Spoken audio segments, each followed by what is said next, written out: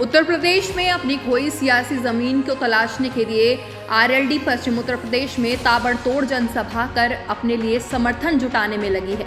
ऐसे में आज आरएलडी के राष्ट्रीय अध्यक्ष जयंत चौधरी शामली के थाना भवन विधानसभा में परिवर्तन संदेश रैली को संबोधित करने के लिए पहुंचे थे, जहां जयंत चौधरी ने गन्ने के मुद्दे पर गन्ना मंत्री से लेकर योगी सरकार पर जमकर निशाना साधा।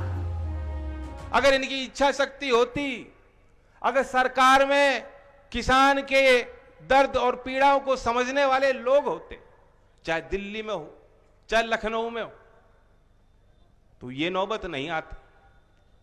क्या करना है उनको, कानूनी दाव पेच सब मालूम है। कानून सख्त है, कानून में तो प्रावधान 14 दिन का है, कानून में ब्याज का प्रावधान है। एक कानून चौधरी साहब के समय का बना था, जो मोदी जी ने उसको खत्म कर दिया। उस कानून में तो यह भी लिखा था कि कोई मिल मालिक अगर जो है भुगतान समय पे नहीं करता बार बार, तो उसकी मिल भी सरकार एक्वायर कर सकती है। वह कानून उन्होंने खत्म कर दिया मोदी जी ने, लेकिन अभी भी कानून है। अगर ये चाहते तो किसानों को समय पे भुगतान हो सकता। और चुनाव के पहले हमें, आपको पता है, मोदी जी ने आके बड़ी बड़ी बात कही थी। आज चुनाव के पूर्व संध्या पे हम सब सोच रहे थे कि इतना बड़ा आंदोलन हो रहा है, गांव गांव गली गली हर बैठक पे चर्चा है कि गन्ने का भाव तय होना है, कुछ ना कुछ बढ़ेगा। लोग अनुमान लगा रहे थे। हरियाणा ने घोषित किया ज्यादा, पंजाब ने घोषित किया, उसके बाद सब लोग अनुमान लगा रहे थे कि कम से कम 400 पार तो होगा। खूब दबाव है किसानों का। योगी जी थरथरा रहे हैं, योगी जी हिल रहे हैं, उनकी बुनियाद हिल रही है और दिल जीतना चाहते हैं तो 400 से ज्यादा देंगे। लेकिन क्या दिया? क्या भरपाई हुई किसानों की? लागत भी पूरी नहीं होती। आरएलडी अध्यक्ष जयंत चौधरी ने कहा कि उपचुनाव में बीजेपी को मिली हार का करंट लगा है, जिसके बाद उन्होंने टैक्स में कमी की है। जयंत चौधरी ने कहा कि जनता उन्हें आने वाले चुनाव में भी इसी तरह करंट लगाने जा रही है।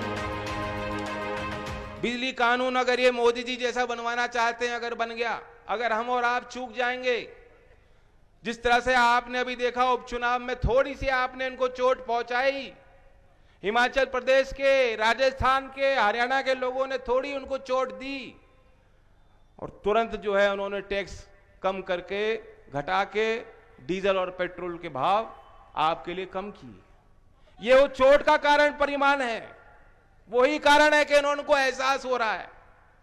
अगर हम और आप चूक गए तो ये बिजली कानून में संशोधन भी सरकार लाएगी। एक श्रेणी में सब आ जाएंगे और फिर दिल्ली में बैठ के अंबानी और अदानी जैसे लोग कितना बिजली का बिल आपके घर में पहुंचना चाहिए, ये लोग तय करेंगे। हम और आपके हाथ में कुछ बस में रहने वाला नहीं। मैं सचेत कर रहा हूं, 14 दिन की बात मैं कह रहा हूं। 14 दिन की बात हर एक किसान जानता है कि ये हमारा हक है। आज नहीं मिल रहा 14 दिन में, 1 साल 1.5 साल पीछे मिल रहा है, तब भी कोई शिकायत किसान नहीं कर रहे हैं कि मिल जा। लेकिन हम और आप जानते हैं, सब लोग जानते हैं कि आज कानून में 14 दिन का प्रावधान है। वो 14 दिन का जब प्रावधान जब तक कानून में लिखा जाएगा, देश के न्यायालय में, लोकतंत्र में, देश की सदन में, सड़क पे हम और आप बैठ के अपना विरोध भी जता सकते हैं और पूछ भी सकते हैं और हिसाब भी ले सकते हैं कि 14 दिन हो लिए। लेकिन अगर हम और आप चूक जाएंगे और बाबर और औरंगजेब को गोली देकर कैराना पलायन की बकवास करके ये लोग वापिस अगर सत्ता में आ गए, तो ये 14 दिन का प्रावधान भी कानून से मिटने वाला है, ताकि हम और आप, कोई भी किसान अपना हक ही ना मांग सके। जयंत चौधरी ने सरकार पर हमला करते हुए कहा कि योगी सरकार नीति आयोग से 14 दिनों में गन्ना भुगतान के कानून को भी बदलने की सिफारिश कर चुकी है। ये कोई बनावटी बात नहीं है, ये मत सोचना। बिजली की बात 2018 से हमने कहनी शुरू कर दी थी और आज असलियत है। आज एहसास हो रहा है लोगों को, उस समय एहसास नहीं था। यह भी बात कोई मनगढ़ंत बात नहीं, बनावटी बात नहीं है। नीति आयोग सिफारिश कर चुका। जो किसान की लागत पे जो फैसला लेने वाला केंद्रीय आयोग है, उसने सिफारिश पे हामी भर दी और केंद्र सरकार पे वो प्रस्ताव भेज चुके हैं कि 14 दिन को हटा दो, और किसान को गन्ने की जो मिल है, चीनी जो मिल है, उनके पूंजीपतियों की कमर टूट जाती है। वो ब्याज नहीं चुका पाते, बैंकों से लोन लेकर जो है किसान का भुगतान कर पाती है मिल। ये दलील दी है जो आपके वकील बैठे हैं दिल्ली में, ये दलील उनको मोदी जी के आगे रखी जा रही है। और अगर हम और आप चूक जाएंगे तो निश्चित तौर पे 14 दिन का आपका जो आज हक है, वो हक आपसे छीन लिया जाएगा। वो कह रहे किस्तों में दो, 14 दिन की बात खत्म करो, किस्तों में दो। अगर आपने गन्ना सप्लाई कर दिया और कई किस्तों में 1 साल, 2 साल, 3 साल में आपको पेमेंट मिलेगा, क्या हो रहा है गुजारा? बच्चों की फीस भर पाओगे? शादी में जिस तरह से बैंड बाजे के साथ और शान के साथ, हालांकि मेरे विचार तो अलग है, मैं तो चाहता हूं शादी में ये सब नहीं करो। मेरी खुद की बारात में 50-60 लोग गए थे, चौधरी साहब भी ऐसे ही चाहते थे, सादगी से, लेकिन आपके बस में नहीं रहना। जयंत चौधरी ने कैराना में योगी की जनसभा से पहले पूछा कि वो नौजवानों के लिए भर्ती क्यों नहीं निकाल रही हैं। वैसे आना तो आज ही था मुख्यमंत्री जी को,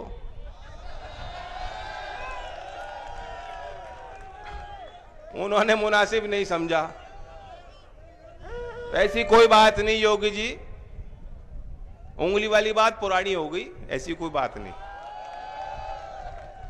कैराना में कही गई थी और कैराना में आपने कर दिया था, कर दिखाया था।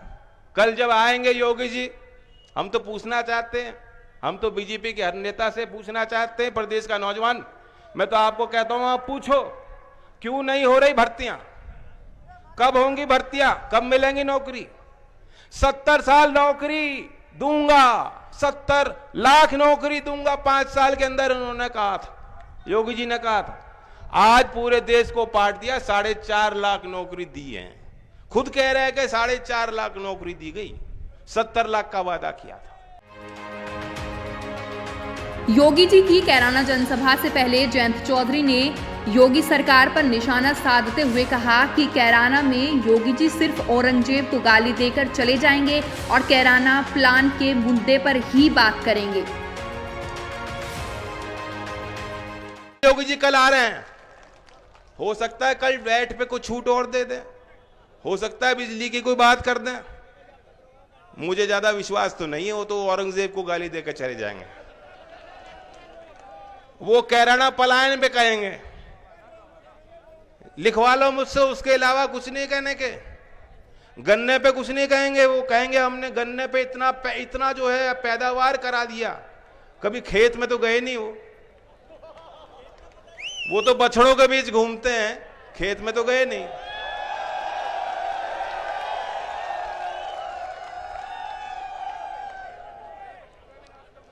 तो जैसे ये खेती का भी नाश कर रहे हैं, ये जो छुट्टे घूम रहे हैं खेतों में, ये भी तो नाश कर रहे हैं, किसान का नाश है। और ये सत्ता में बैठे हैं तो ये भी आपका नाश कर रहे हैं। तो छुटकारा लो, इनका इलाज करो। एक एक दिन बहुत कीमती है, अब वक्त नहीं बच रहा।